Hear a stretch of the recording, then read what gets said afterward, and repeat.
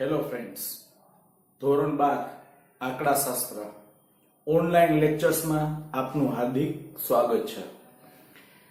Last લેક્ચરમાં આપણે સુરેખ સહસંબંધનો અભ્યાસ કર્યો.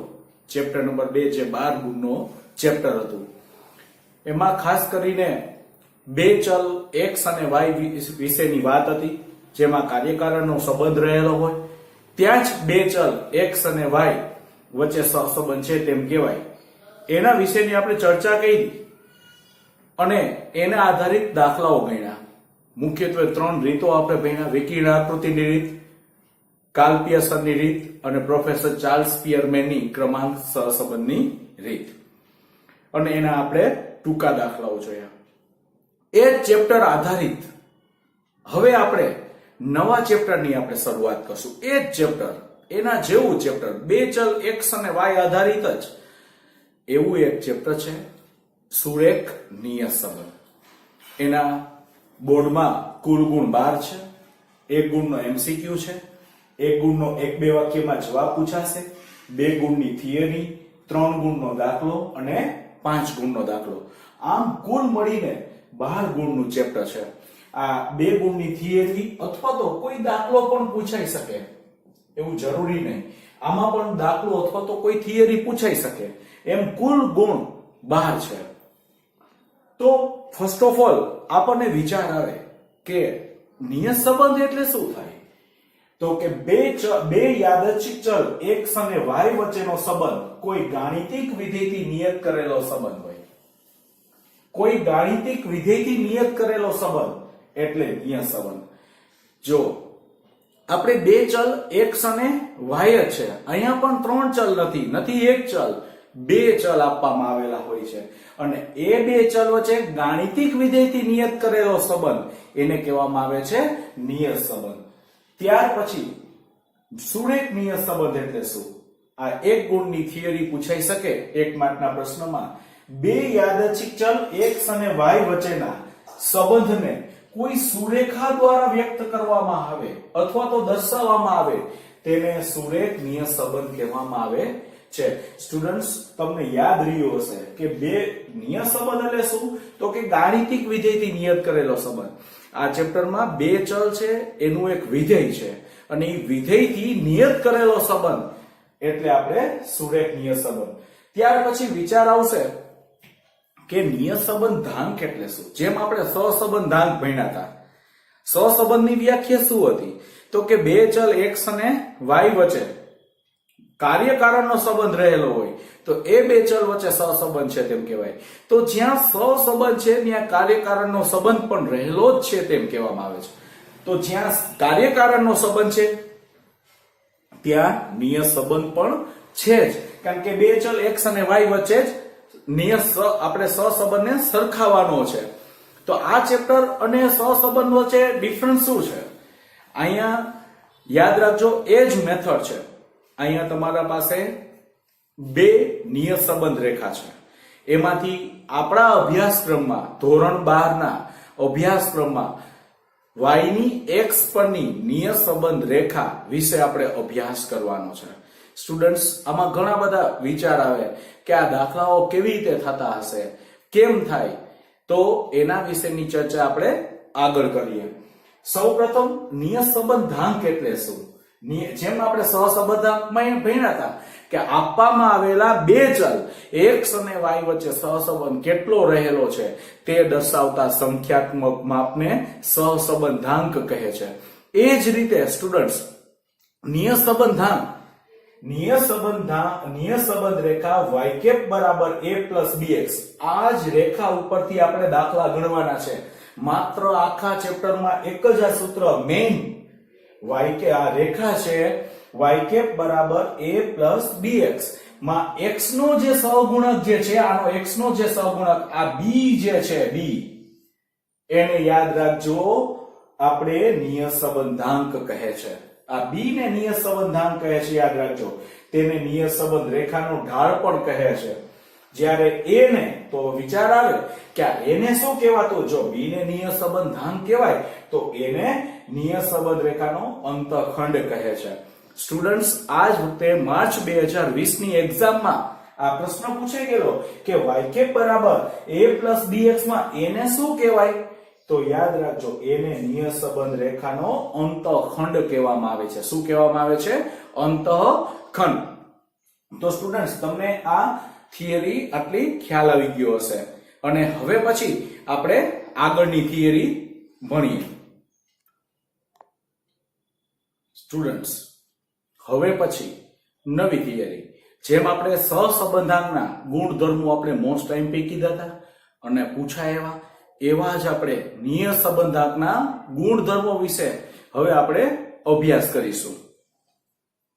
નિયત સંબંધાંકના ગુણધર્મો. આપણે નિયત સંબંધ વિશે તમને ખ્યાલ આવ્યો કે બે ચલ x અને y વચ્ચે ગાણિતિક વિધેયથી નિયત કરેલો સંબંધ એટલે નિયત સંબંધ. આ તમને ખ્યાલ આવ્યો. એને કોઈ સુરેખા દ્વારા વ્યક્ત કરવામાં આવે એટલે સુરેખ નિયત સંબંધ. ત્યાર પછી નિયત સંબંધાંક વિશે ભણ્યા, જેને આપણે b વડે દર્શાવવામાં આવે. આ ચેપ્ટરમાં એક રેખા y ની x પરની નિયત સંબંધ રેખા y કેપ બરાબર a પ્લસ bx વડે દર્શાવાય. એમાં x ના સહગુણક જે b જે છે એને આપણે નિયત સંબંધાંક કહે છે અને એને આપણે અંતઃખંડ કહે છે. આ આપણે ભણ્યા. ત્યાર પછી નિયત સંબંધાંકના ગુણધર્મો એટલે આખા ચેપ્ટરનું વિસ્તૃત માહિતી, આખા ચેપ્ટર વિશેની માહિતી તમને ખ્યાલ આવી જાય. સહસંબંધાંકને કેના વડે સ્ટુડન્ટ્સ આપણે સરખાવતા? તો કે આપણે r વડે દર્શાવવામાં આવતા. અને નિયત સંબંધાંકને કેના વડે દર્શાવે? b. તો એ બંનેના ચિહ્નો હંમેશા સમાન હોય. આ ચેપ્ટરમાં r ઉપરથી પણ મળી શકે છે નિયત સંબંધાંક, યાદ રાખજો. એટલે આ ચેપ્ટરમાં સહસંબંધનું પણ એટલું જ મહત્વ છે. સહસંબંધમાં જે રીતે આપણે દાખલાઓ ગણ્યા એ જ રીતે ફરી પાછા આપણે કંઠસ્થ કરવાના છે, દાખલાઓ ગણવાના છે. આ ચેપ્ટર તમારા માટે ખૂબ જ સહેલું અને ખૂબ જ સરળ. જે સહસંબંધમાં ભણ્યા એ જ આપણે નિયત સંબંધમાં ભણવાનું છે. માત્ર એના સૂત્રોમાં થોડો ઘણો ડિફરન્સ આવે છે, એની પદ્ધતિમાં ડિફરન્સ આવે, એટલે તમને એ પણ ખ્યાલ આવી જશે. તો તમને ખ્યાલ આવ્યો કે ચિહ્નો કેવા હશે? સમાન હશે. સહસંબંધાંક અને નિયત સંબંધાંક બંનેના ચિહ્નો સમાન હોય. જો sx અને sy એટલે પ્રમાણિક વિચલન કહેવાય. આ ચેપ્ટરમાં sx અને sy આવશે એ પણ હંમેશા અણઋણ હશે. અણઋણ એટલે ઋણ નહીં હોય કોઈ દી. એટલે કે r ની કિંમત -1 અને +1 ની વચ્ચે આવે છે. આ તમે જાણો છો. નિયત સહસંબંધાંકના ગુણધર્મમાં પણ મેં ભણાવ્યું હતું કે r ની કિંમત -1 અને +1 ની વચ્ચે આવે છે. b બરાબર એક સૂત્ર છે, b બરાબર r * sy/sx. આ સૂત્ર છે. એના ઉપરથી સમજી શકાય છે કે r નું ચિહ્ન જે હશે એ ચિહ્ન b નું હશે. એટલે અહીંયા આપણે ભણ્યા કે ચિહ્નો સમાન હશે. એ ચિહ્નો સમાન હશે કેવી રીતના? માની લ્યો r બરાબર અહીં માઈનસ આવ્યા, r બરાબર માની લો માઈનસ છે, -0.4, 0.3, 0.7 માઈનસમાં, તો b પણ ચોખ્ખી વસ્તુ છે, માઈનસમાં જ આવવાના છે. અને ઉપર તમને અહીંયા મેં કહી દીધું કે sx અને sy આખા ચેપ્ટરમાં કમ્પલસરી અણઋણ જ હશે, એટલે કે ઋણ નહીં હોય. ત્યાર પછી નિયત સંબંધાંકે ઉગમ બિંદુના પરિવર્તનથી સ્વતંત્ર છે, પરંતુ સ્કેલ માપના પરિવર્તનથી સ્વતંત્ર નથી. સ્ટુડન્ટ્સ, આ શું કહેવા માંગે છે? ચોક્કસ તમને વિચાર આવશે. 1 માર્કના પ્રશ્નમાં પણ પૂછાય એવો છે કોઈ કે નિયત સંબંધાંકના પરિવર્તનની અસર જણાવો. ઉગમ બિંદુના પરિવર્તનથી સ્વતંત્ર છે. ઉગમ બિંદુ એટલે તમે બાદબાકી સરવાળો કરી શકો છો. રકમ જો મોટી હોય તો તમે નાની કરવા માટે બાદબાકી કરી શકો છો, પરંતુ સ્કેલ માપના પરિવર્તન કરી શકતા નથી. યાદ રાખજો, સ્કેલ માપના પરિવર્તનથી સ્વતંત્ર નથી. તો કિંમત બદલાઈ જશે.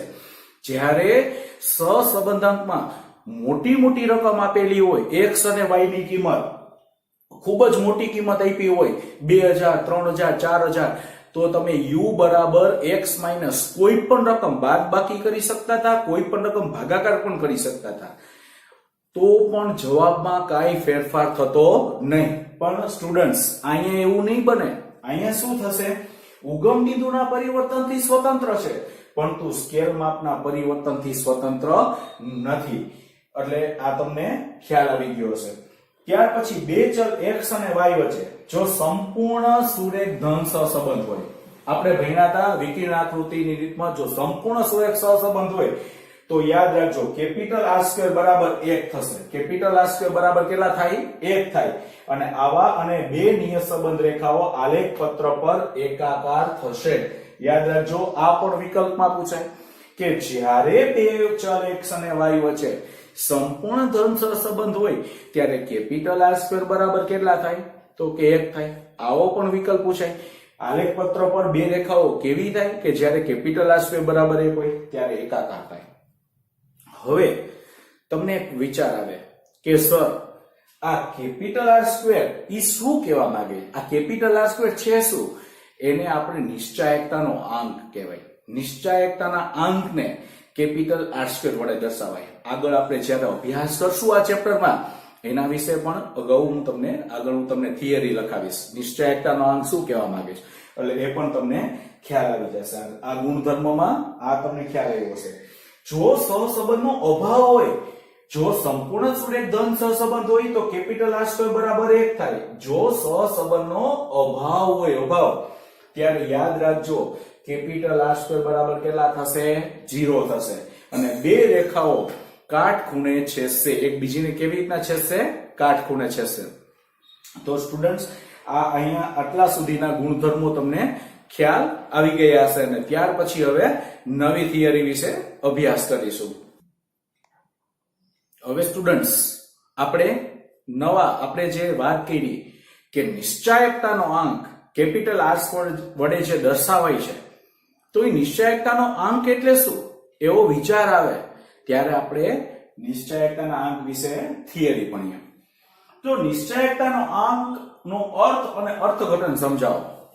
બોર્ડમાં ઘણી વખત બે ગુણની થિયરી પૂછાય અથવા તો એવો પ્રશ્ન પૂછાય નિશ્ચાયકતાનો આંક સમજાવો, ત્યારે આપણે આ વસ્તુ લખવાની રહેશે.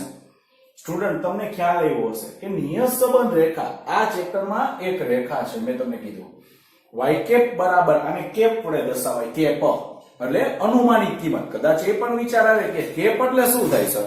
કેપ એટલે અનુમાનિત કિંમત. y કેપ બરાબર a + bx છે.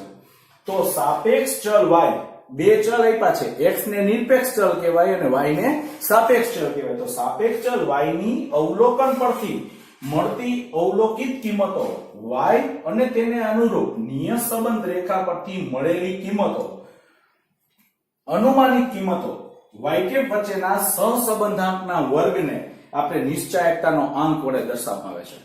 ટૂંકમાં તમને ખ્યાલ આવ્યો કે નિશ્ચાયકતાનો આંક જે છે ઈ સહસંબંધાંક, જે સહસંબંધાંક છે એના વર્ગને નિશ્ચાયકતાનો આંક કહેવામાં આવે છે.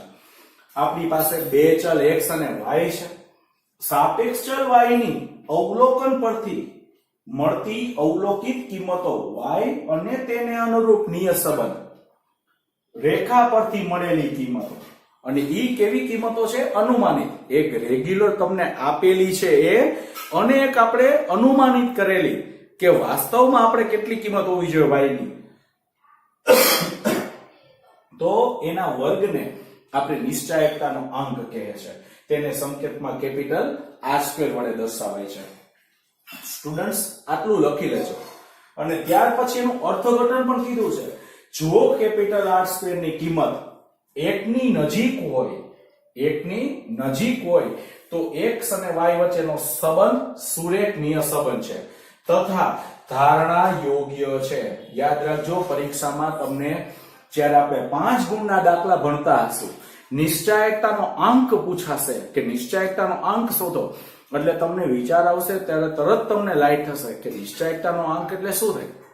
તો કે નિશ્ચાયકતાનો આંક જે છે ઈ સહસંબંધાંક r ના વર્ગને, તો આપણે જે બીજું ચેપ્ટર ભણ્યા નિયત સુરેખ સહસંબંધ, એમાંથી કોઈ પણ રીતે તમે દાખલો ગણો, એટલે કે કાલ્પ્યસરની સીધી રીત, ટૂંકી રીત કે પૂર્ણ મધ્યકની રીત, આ ત્રણમાંથી કોઈ પણ રીતે દાખલો ગણો, એ સહસંબંધાંક મેળવાઈ જાય ત્યાર પછી એના વર્ગને નિશ્ચાયકતાનો આંક કહેવાય. તમને એમ પણ પૂછાય પરીક્ષામાં કે તથા તેનું અર્થઘટન જણાવો, તો ઈ કેમ જણાવવું કે જો r સ્ક્વેર ની કિંમત 1 ની નજીક હોય, એટલે 0.5 કરતા વધુ હોય, 0.70, 0.75, 0.96, તો યાદ રાખજો સુરેખ નિયત સંબંધ છે અને ધારણા યોગ્ય છે તેમ કહેવાય. પરંતુ 0 ની નજીક હોય અથવા તો 0 જ હોય તો સહસંબંધનો અભાવ છે. સાથે સાથે યાદ રાખજો એમ પણ કહી શકાય 0.5 ની ઓછી હોય, ટૂંકમાં 0.2, 0.16, 15, 0.19 આવી કોઈ કિંમત આવે, જવાબ આવે અને યાદ રાખજો આર સ્ક્વેર ની, ત્યારે સુરેખ નિયત સંબંધ ની ધારણા યોગ્ય નથી. તો આ તમે લખી લેજો. ખાસ કરીને જે પરીક્ષામાં આ પૂછાય 2 થી 3 માર્કમાં, તો આ તમારે લખવાનું રહેશે. નિયત સંબંધ રેખા y કેપ બરાબર a plus a y cap બરાબર a પ્લસ bx છે. તો સાપેક્ષ ચલ y ની અવલોકન પરથી મળતી, સાપેક્ષ ચલ y ની અવલોકન એટલે અવલોકનો જે આપ્યા છે x અને y, મળતી અવલોકિત કિંમતો અને y કહેવાય. અવલોકિત કિંમતોને શું કહેવાય? y. અને તેને અનુરૂપ નિયત સંબંધ રેખા પરથી મળતી આ જે આના દ્વારા આ સૂત્ર દ્વારા જે તમને કિંમત મળે, ટૂંકમાં એમ કહેવા માંગે છે કે તમને રકમમાં x અને y આ રકમ આપી દીધી હોય, x અને y, તો આ y છે ને એ અવલોકિત કિંમતો કહેવાય. આ x ની માની લો કે x બરાબર 20 છે તો y બરાબર 15 છે, x બરાબર માની લો 25 છે તો y બરાબર 17 છે. આવી કોઈ કિંમત આપી છે તો x એમ કીધું છે, જો y ની અવલોકન પરથી અવલોકિત કિંમતો y અને સૂત્રો દ્વારા આ y કેપ બરાબર a પ્લસ bx દ્વારા આપણને જે કિંમત મળે, દાખલામાં આપણે જ્યારે આવશે ત્યારે એને અનુમાનિત કિંમતો કહેવાય. ઈ બે એને y કેપ વચ્ચેના સહસંબંધાંકના વર્ગને આપણે નિશ્ચાયકતાનો અંક કહેવામાં આવે છે. સ્ટુડન્ટ્સ, અહીંયા સુધી તમને થિયરીનો ખ્યાલ આવી ગયો હશે. હવે આપણે નિયત સંબંધાંક શોધવા માટેના સૂત્રો વિશે આપણે અભ્યાસ કરીશું. સહસંબંધ ઉપરથી આપણે નિયત સંબંધ ભણ્યા, ઇન થિયરી સુરેખ નિયત સંબંધ ભણ્યા. ત્યાર પછી નિયત સંબંધાંકના ગુણધર્મો ભણ્યા, નિશ્ચાયકતાનો અંક ભણ્યા, અને ત્યાર પછી આ નિયત સંબંધ જે આપણે અભ્યાસ કરીએ છીએ એ શોધવાનો કેમ છે, કઈ રીતે આપણે દાખલા ગણવાના છે, તો એના માટે સૌપ્રથમ આપણે સૂત્રોની સમજૂતીની જરૂર પડે. જો સૂત્રો આપણી પાસે કંઠસ્થ હોય તો જ આપણે દાખલા ગણી શકીએ. આના આપણે સૂત્ર રાગથી આપણે બોલીશું, કંઠસ્થ કરીશું, જેથી તમને મજા આવે અને યાદ પણ રહી જાય. તો આપણે નિયત સંબંધાંક શોધવા છે, એના આપણે સૂત્રો છે આ ચેપ્ટરમાં. તો એમાં જરૂરી શું છે, તો કે સૌપ્રથમ હું તમને એ વસ્તુ સમજાવું કે આપણે આ ચેપ્ટરમાં એક રેખા વિશે અભ્યાસ કરવાનો છે. એનું નામ છે y ની x પરની નિયત સંબંધ રેખા. યાદ રાખો, આમાં y ની x પરની નિયત સંબંધ રેખા.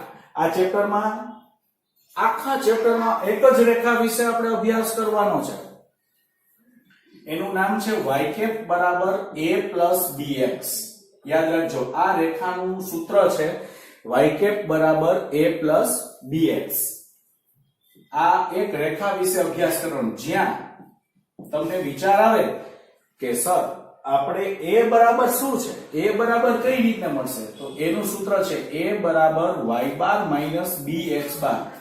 આ a બરાબર a ની કિંમત આ રીતના મળશે, a બરાબર y બાર માઈનસ bx બાર. y કેપ બરાબર a પ્લસ bx આ રેખા છે, એમાં a ની કિંમત આ રીતના મળશે.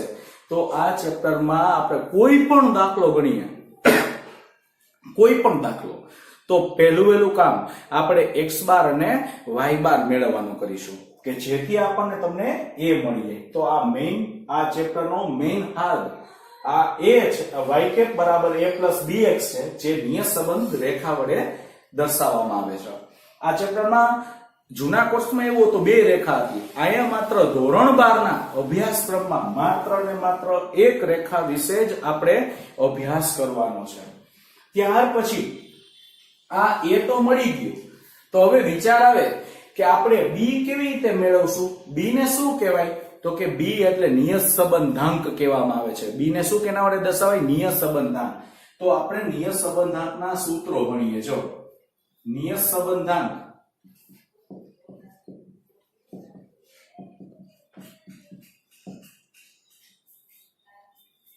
તો નિયત સંબંધાંક b શોધવા માટે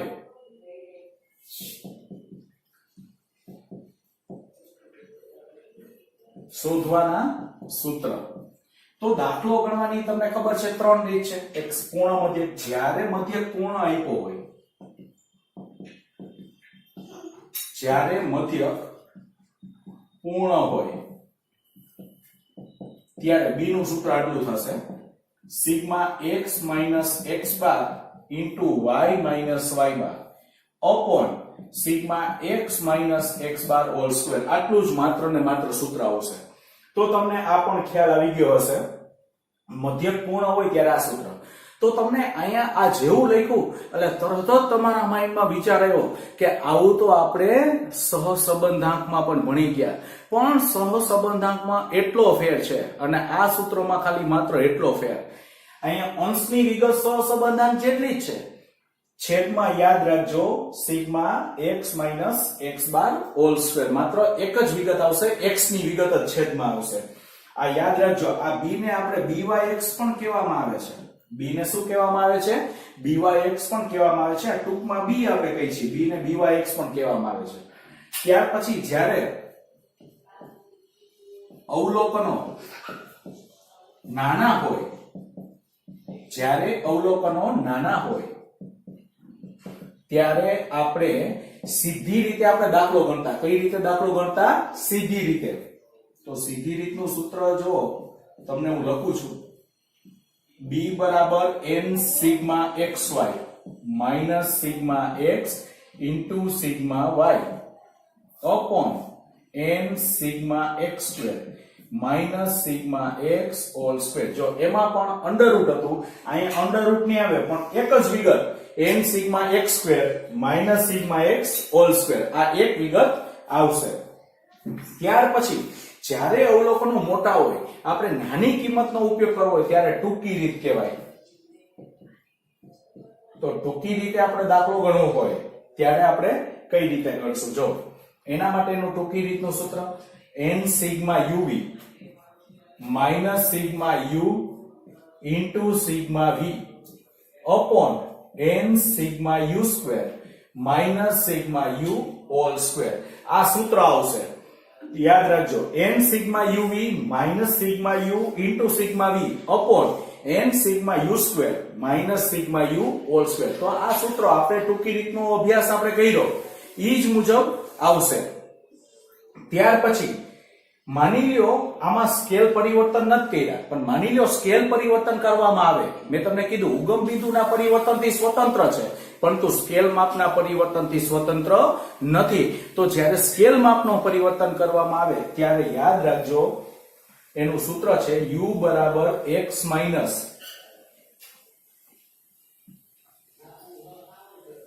અને v બરાબર y minus b upon c.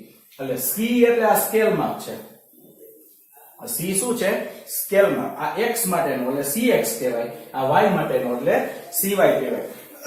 તો ત્યારે ટૂંકી રીતનો ઉપયોગ કરીએ, સ્કેલ માપનો ઉપયોગ કર્યો ત્યારે આપણે આ રીતના ઉપયોગ કરવાનો છે. n sigma uv minus sigma u into sigma v upon n sigma u square minus sigma u whole square. એનું સૂત્ર cy અપોન cx, ખાલી એટલું આવશે. તો આ તમને ખ્યાલ આવી ગયો હશે. જો એમાં પેલા y માટે છે એટલે પેલા cy આવશે અને x માટે છે એટલે છેદમાં cx. આ બધામાં જ્યારે સ્કેલ માપનો પરિવર્તનનો ઉપયોગ કરીએ ત્યારે બાકી બે સૂત્ર છે ટૂંકી રીતના, આ એક સૂત્ર અને બે સૂત્ર. જ્યારે કોઈ ભાગાકાર ન કરીએ, કોઈ ગુણાકાર ન કરીએ ત્યારે આ સૂત્ર વાપરવાનું, જ્યારે ભાગાકાર કે ગુણાકાર કરીએ ત્યારે આ સૂત્ર વાપરવાનું રહેશે. પણ જ્યારે આપણે દાખલો ગણશું ત્યારે આના વિશે તમને વિગતે ખ્યાલ આવશે. તો આ મેઇન તમે ત્રણ સૂત્ર જે ભણતા હતા, એક આ પૂર્ણ મધ્યકની જે ગુણન પ્રઘાત સૂત્રથી આપણે સહસંબંધાંકમાં અભ્યાસ કર્યો હતો એ, ત્યારે અવલોકનો નાના હોય ત્યારે સીધી રીતનો ઉપયોગ કરીએ છીએ, અને જ્યારે અવલોકનો મોટા હોય ત્યારે ટૂંકી રીતના બે સૂત્ર, આ સ્કેલ માપ પરિવર્તન વાળું, સ્કેલ માપ પરિવર્તન, જો u બરાબર આ અને v બરાબર y minus b upon cy, તો આ સૂત્રનો ઉપયોગ કરવાનો રહેશે. તો સ્ટુડન્ટ્સ તમને આ સૂત્ર તમે લખી લેજો, પણ હજી સૂત્ર છે એ હમણાં તમને લખાવું, પેલા તમે લખી લેજો. હવે ત્યાર પછીનું સૂત્ર, જો જ્યારે દાખલામાં સહસંબંધ અને પ્રવિ આપેલું હોય,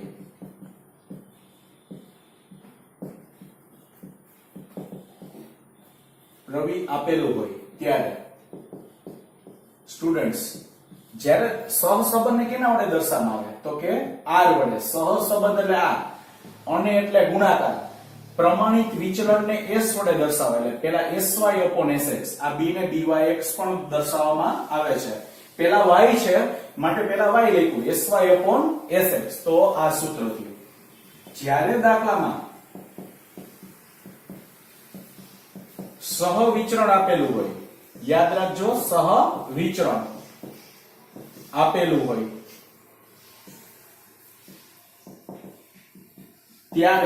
ત્યારે b નું સૂત્ર શું થાય તો કે covariance of xy upon s²x. ખાલી આટલું સૂત્ર થશે, covariance of xy upon s²x. પણ માની લ્યો તમને કોવેરિયન્સ ઓફ xy નો આપ્યું તો તમે આ સૂત્ર તમે મૂકી શકો, x - x બાર into y - y બાર upon n into a²x. આ સૂત્રનો આપણે ઉપયોગ કરી શકાય છે. ત્યાર પછી લાસ્ટ એક અંદાજીકરણની ત્રુટિ વિશે આપણે અભ્યાસ કરી. ત્રુટિ, તો ત્રુટિને કેના વડે દર્શાવવામાં આવે છે? e વડે. e એટલે એરર.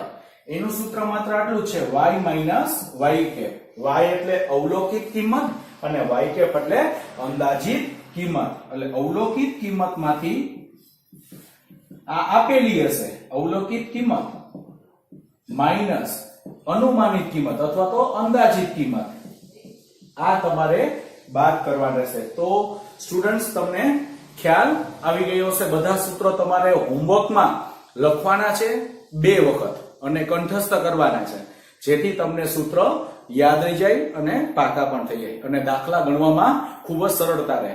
આ સૂત્રોમાં 2 ગુણ આધારિત, 3 ગુણ આધારિત, 5 ગુણ આ દાખલાઓ આ જ સૂત્રમાંથી બોર્ડમાં પૂછાશે. તો અહીંયા સુધી આપણે રાખીએ.